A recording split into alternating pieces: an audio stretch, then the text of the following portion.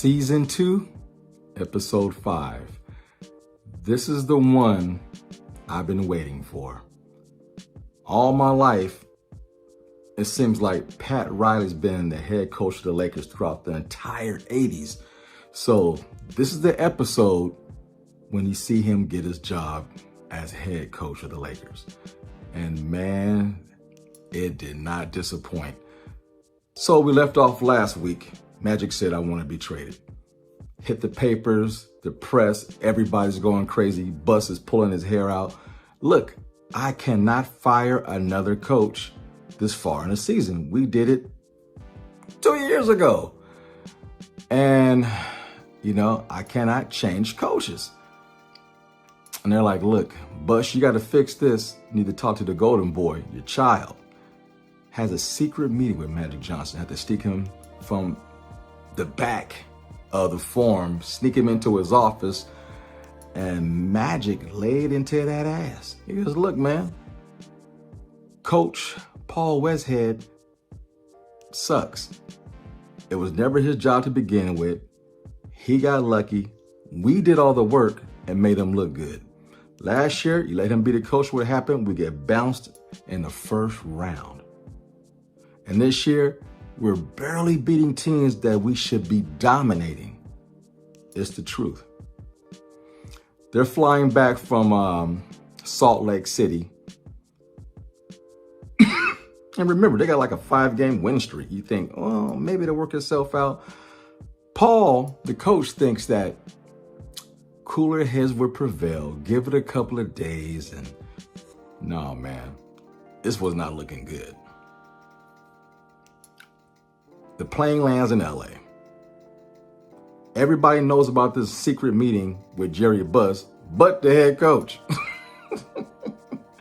So what he does, he gets back to LA and goes out to breakfast with his family where he meets his wife and daughter at this restaurant.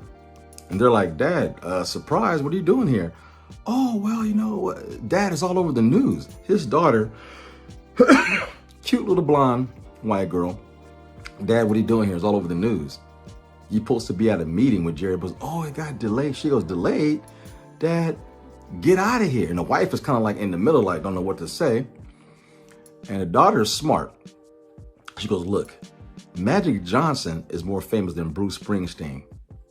You're going to get fired. And this is coming from his daughter. He's like, Garçon, I want to order. Waiter comes over to the table. What will you be having, sir? His daughter looks at the waiter and says, he'll be having the chicken. I'm like, damn. She's right. He gets to the forum. An hour or two later, he's fired. Secretary won't let him into the office with Jerry Buss or nothing. Jerry Buss finally calls him into the office. Paul, we letting you go. He was begging for his life. Gotta go, buddy. We choose Magic over you. Was it right? Yes and no. But Magic was right. He said, I came to you about this dude and you didn't listen or you didn't have my back. So the team's divided because Kareem Abdul-Jabbar liked Paul Westhead for whatever reason. I don't know, but he did. So they're struggling to find a coach. And they finally said, look, come on, man. Pat Riley's already on staff. Make him the head coach. Let's do a press conference. And as weird as this sounds, this really happened. And Pat Riley's a likable guy. He's trying to follow in his father's footsteps.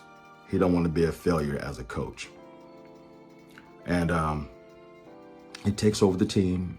He huddles them up, brings it all in, positive reinforcement. But that's what he always does. He's not an authoritative figure. He's their pal, their friend, so there's no respect. They won a few games, then they go on their first losing streak under Pat Riley's tutelage, and he's starting to lose the team. It's in the papers, it's everywhere. Jerry Buss is pissed. He's trying to plan out his wedding plans. It is a mess. So he calls Pat Riley in for a meeting. Pat thinks he's getting fired. And Jerry Buss says, look, dude, I need you to coach my team. can you do that? And will you do that? And Pat Riley's like, yeah, hell yeah, yeah. He goes into the locker room, a game in Washington. The team's walking into the locker room. He's sitting there, you know, thinking, and a lot of thoughts going to his head. His wife is all in his head. And people are walking by and whispering, hey, Pat, man, Cooper ain't doing his job. Hey, man, Bob McAdoo ain't, you know, splitting that defense. Norm Nixon. I mean, everybody got an opinion to tell the coach. Even Magic says something. Kareem says something. He finally just loses and says, look, shut the F up. Because no one's paying attention. He had to sock the chalkboard. I think he broke his hand. I'm not sure. That part might be fiction, nonfiction. I don't know. He gets the team's attention, yells at them, makes them listen to him.